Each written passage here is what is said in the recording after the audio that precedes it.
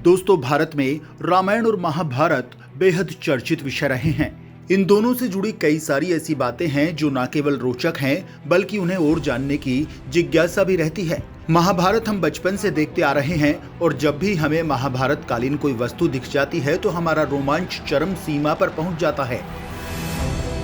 दोस्तों, आज की इस वीडियो में हम आपके लिए महाभारत काल से जुड़ी 4 ऐसी शक्तिशाली चीजें बताने वाले हैं जो न केवल महाभारत युद्ध में इस्तेमाल हुई बल्कि वो आज भी हैं। जी हाँ, तो वीडियो को बिना स्किप किए लास्ट तक जरूर देखिए और कमेंट में लिखकर भी बताएं कि आपने कभी ऐसा अनुभव किया है और यदि हाँ तो कहां पर। महारथी कर्ण का कवच और कुंडल। दोस्तों, प्राचीन भारत के इतिहास में वेद, पुराण, रामायण और महाभारत में ऐसी हजारों घटनाओं और वस्तुओं के बारे में वर्णन मिलता है जिन पर आधुनिक युग में आज तक शोध जारी है।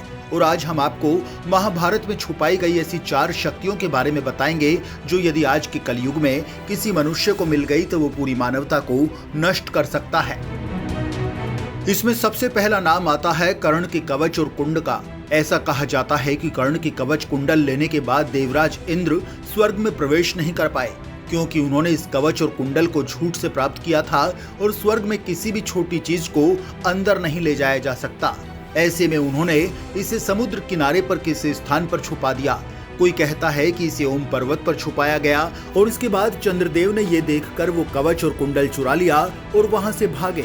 समुद्र देव ने उन्हें रोक लिया और इसी दिन से सूर्य देव और समुद्र देव दोनों मिलकर उस कवच और कुंडल की सुरक्षा कर रहे हैं। ऐसा कहा जाता है कि इस कवच और कुंडल को पुरी के पास में कोणार्क में छुपाया गया है। जी हाँ, सूर्य मंदिर में। और कुछ लोग कहते हैं कि उसे ओम पर्वत पर छुपाया गया है, लेकिन आज तक कोई भी पूरे तह तक नहीं पहुंच पाया। सोचिए क्या होगा कि यदि ये किसी को मिल जाए। इस कवच और कुंडल को हासिल यदि कोई कर लेगा तो इसका गलत फायदा भी उठा सकता है। कहा यह भी जाता है कि कलयुग के अंत में कल की अवतार कवच कुंडल को धारण करेगी। आपका क्या मानना है कमेंट बॉक्स में जरूर बताएं। दिव्य धनुष और तरकश। दधीच ऋषि ने देश के हित में अपनी हड्डियों का दान कर दिया था। उनकी हड्डियों से 3 धनुष पड़े, पहला गांडीव, दूसरा पिनाक और तीसरा सारंग।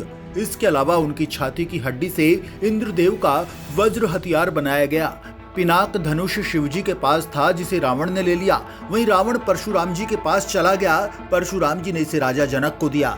राजा जनक की सभा में श्री राम ने इसे तोड़ दिया था। सारंग धनुष विष्णु के पास था। ये विष्णु जी के पास से श्री राम के पास गया और उसके बाद श्री कृष्ण के पास। गांडीव धनुष अग्निदेव के पास से अर्जुन ने नहीं लिया, लेकिन माना जाता है कि ये सभी दिव्य अस्त्र थे जिसके कारण इनको नष्ट नहीं किया जा सकता था। सिर्फ और सिर्फ पिनाक धनुष नष्ट हुआ था। उसके अलावा सारंग और गांडीव धनुष आज भी इस कलयुग में मौजूद हैं, लेकिन ये धरती के किस कोने पर मौजूद हैं ये कोई नहीं जानता। अश्वत्थामा की मणि।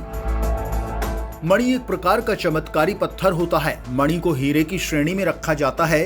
इन्हीं में से कुछ मणियां चमत्कारी भी होती हैं। जिनके पास भी ये मणि होती है वो कुछ भी कर सकते हैं।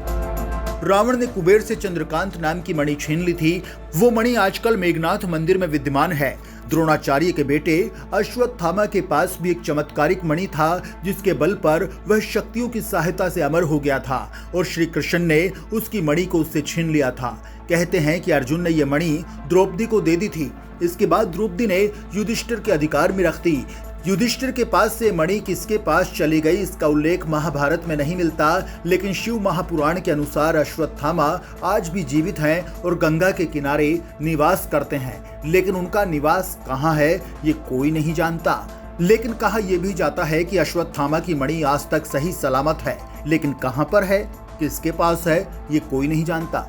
कहते हैं कि आने वाले समय में अश्वत्थामा की मणि कल की अवतार द्वारा उन्हें वापस की जाएगी ताकि वो और अश्वत्थामा मिलकर कलि पुरुष का अंत कर सकें। श्री कृष्ण भगवान का शंख पांचजन्य। महाभारत में कृष्ण के पास पांचजन्य था। अब आप सोच रहे हैं कि ये पांचजन्य क्या है।